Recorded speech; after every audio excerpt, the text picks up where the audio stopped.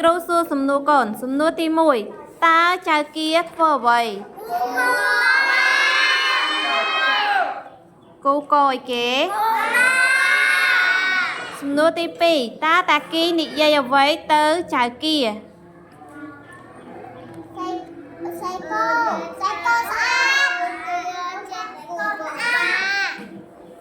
តាគីគាត់និយាយបែបណាទៅកាន់ចៅគា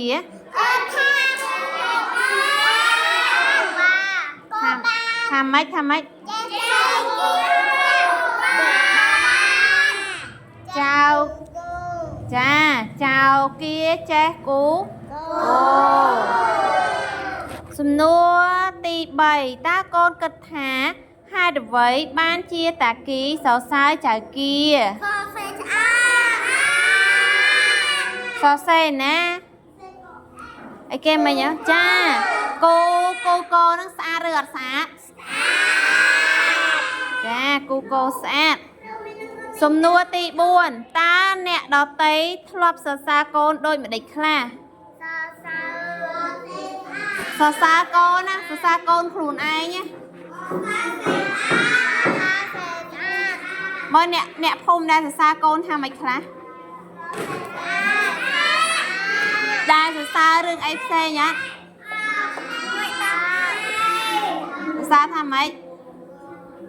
មកមានធ្វើអីឲ្យគេសរសើរអត់សេអសស្អាតណាហើយទៅទៀត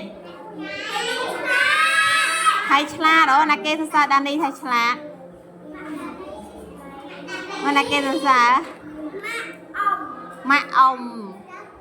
ចាស់សំណាងណាគេសរសើរថាកូនសរសេរអសស្អាតអ៊ីតាល្អកូនតែដៃអាចារ្យឲ្យខ្លួនឯងចាដានីមានអ្នកភូមិសរសើរអ៊ំសរសើរថាម៉េចអត់សរសើរថាខ្ញុំ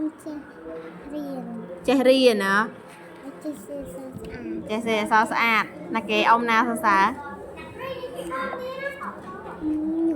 អ៊ំខ្ញុំហើយនឹងម៉ាក់បាយចិត្តអត់ចាបាយចិត្តមើលពេលគេសរសើរតើកូនសប្បាយចិត្តអត់ពេលអ៊ំសរសើរសប្បាយចិត្តអត់ចាអញ្ចឹងដើម្បីឲ្យយើងកាន់តែសប្បាយចិត្តទៀតត្រូវតែប្រឹងប្រែងរៀនចាត្រូវតែឧស្សាហ៍ព្យាបើខ្ជិលគេសរសើរអត់ចាអត់សរសើរទេតែបើឧស្សាហ៍គេសររៀនឆ្លាតគេសរចាល្អ